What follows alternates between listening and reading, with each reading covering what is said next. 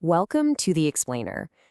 Today we're diving into something really fascinating, the hidden timeline of the buildings and the infrastructure that surround us literally every single day. We are looking at a true paradigm shift in how we approach the built environment. If you've ever wondered why some buildings just seem to operate flawlessly for decades, while others become these massive financial and environmental black holes almost immediately, well, you're exactly in the right place. Let's get into it. So, I want to start by throwing a somewhat provocative question your way. When does a building's life actually begin? Most of us naturally assume a facility's life starts the moment the ribbon is cut, right? The keys are handed over, people walk through the front doors, the lights turn on. But what if I told you that by the time that ribbon is cut, the absolute most critical phase of that building's life is already completely over? It's true, and honestly, it's a massive blind spot in how we think about construction and sustainability today. To unpack all of this, here is our roadmap for today. We're going to define what a facility is, map out its 5 life cycle stages, look at the cost of late action, find the sustainability opportunities, weigh whole life value against value for money, and finally, check out some real-world results. It's a really logical journey that's going to totally reframe how you look at project development.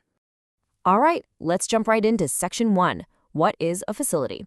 Defining the built environment. Obviously, before we can manage something, we have to actually define it. And a facility isn't just some generic building. It's a place, an amenity, or a piece of equipment provided for a very particular purpose. We're talking about everything from commercial office buildings and shopping malls to healthcare clinics, local schools, and even massive industrial factories or logistics hubs. The principles we're breaking down today, they apply across that entire spectrum.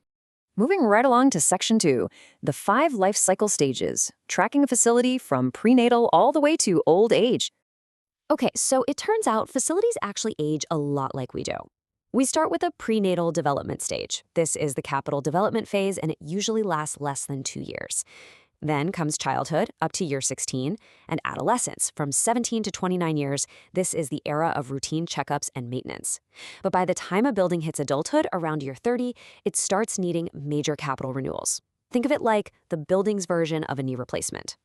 And finally, old age kicks in at 50 years plus, where major adaptations or end-of-life deconstruction happens. The huge takeaway here is that as we move through this timeline, costs consistently rise and the complexity just drastically increases. And this brings us to a major aha moment. The life cycle officially begins at the initial briefing stage, not at building handover. Remember that prenatal stage we just looked at? That is exactly where all your funding, your operability, and your vital sustainability criteria are locked in. If you aren't thinking about a building's adulthood during its prenatal briefing, you're pretty much setting yourself up for failure from day one. Which leads us perfectly into Section 3, the cost of late action and the diminishing returns of late decisions. So, what happens when we wait too long to make these decisions? Well, early on, during the briefing stage, your potential for sustainable construction is at its absolute peak. You've got maximum flexibility, right? You can change decisions on a dime without major cost implications. But as you move through scheme design, detail design, and into actual construction, that potential just drops off a cliff. By the time the building is operating, your ability to make meaningful, sustainable changes has absolutely plummeted. And the financial penalty for this short-term thinking is staggering. Retrofitting sustainability while a building is in operation costs 3 to 5 times more than just embedding it at the briefing stage. Short-term thinking literally multiplies your costs. If you want a cradle-to-cradle design, it absolutely has to be specified meaningfully at the outline stage. There's really no way around it. Let's move to Section 4 and see how this builds into an actionable strategy. Seizing sustainability opportunities by making the right moves at the exact right time. These opportunities are incredibly multidimensional. Take energy management, for example. Environmentally, sure, you're reducing energy use. But simultaneously, from a governance perspective, you are hitting critical efficiency targets and streamlining your maintenance. Economically, you're unlocking tax rebates or leveraging renewable energy. And the exact same logic applies to water and waste management. Sustainability isn't just about going green anymore. It's this tight interweaving of environmental stewardship, operational governance, and hard economic incentives. And the actions we take to capture these benefits, they look totally different at every stage of the timeline. For instance, way back at the planning permission stage, your key move is completing an environmental impact assessment, or EIA. But fast forward decades later to the occupation stage, and the opportunity shifts to conducting a post-occupancy evaluation, or POE, to fine-tune how that building actually runs. The point is, every single life cycle stage offers a unique lever to pull for better sustainability. Section 5 brings us to the financial frameworks that make all of this possible. Whole life value versus VFM, basically the financial engine of sustainability. We are looking at the ultimate clash in project management philosophy here.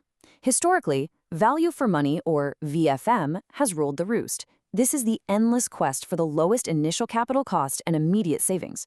But true sustainability requires whole life value, or WLV. This represents the long-term return on investment, balancing multiple outcomes across the entire 25 to 50-plus year life of the asset. When we say it balances multiple outcomes, this is exactly what we mean. Think of whole life value as a three-legged stool. First, you have the economic pillar, which combines your upfront capital costs with decades of operating costs. Second, the environmental pillar, looking at things like embodied carbon, energy use, and biodiversity. And third, and this one is often overlooked, the social pillar. How does the facility impact occupant well-being, community equity, and workforce conditions?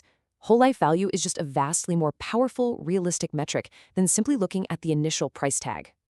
Finally, let's bring this all home with Section 6, delivering real-world results, focusing on procurement models and global evidence.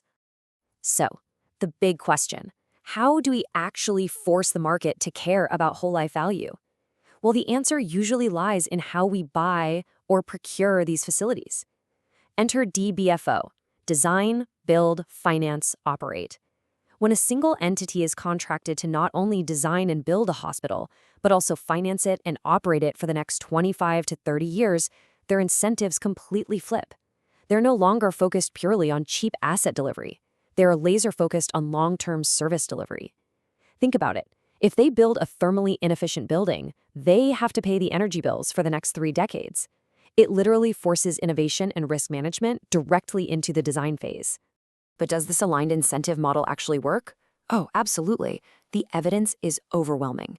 Data from the UK's private finance initiatives shows that a staggering 88% of these private life cycle-focused projects are delivered on time. 88%. That's compared to a mere 30% in traditional public sector projects. When you tied the builder to the long-term operational reality of the facility, efficiency just skyrockets. Now, it's worth noting this model isn't universally adopted everywhere. Take the infrastructure context in Ghana, for example, which the source material brings up to highlight the really complex reality of public sector clients.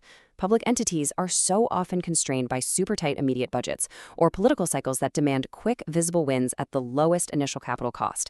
And they do this even if everyone knows it costs significantly more in the long run. It is a fundamental clash between the hard math of a facility's long-term life cycle and the reality of short-term public budgeting. Which leaves us with this final, vital question to ponder. What incentives or policies could change our focus from the lowest initial cost to true whole life value? Really, how do we rewrite the rules of the game so that our buildings are designed for their entire lifespan rather than just that day one ribbon cutting ceremony? Because as we've seen today, the cost of late action is simply too high to ignore. Thanks for joining me on this explainer. Keep asking the big questions, and I will catch you next time.